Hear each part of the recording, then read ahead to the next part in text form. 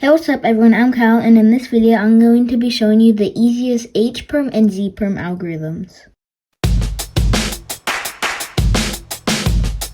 Because the Z-perm algorithm is a little more difficult than the H-perm algorithm, I'm going to start with the Z-perm just to get it out of the way. So for the Z-perm algorithm, you're going to make sure that the two pieces that need to swap are in the front and the right, and the back and the left. So this is the algorithm. So what you're going to do is you're going to do M2U, M2U, so you're going to do M2U twice, and then you're going to rotate up like this, and then you're going to do M2, U2, M2, U2.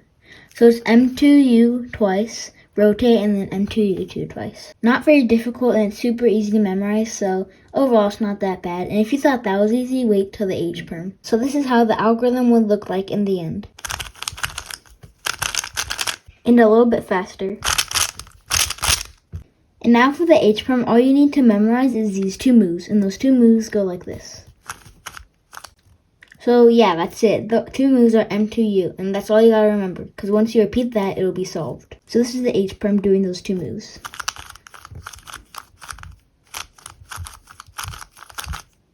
And it's solved, so that's all you have to remember for the H-perm. It's really simple.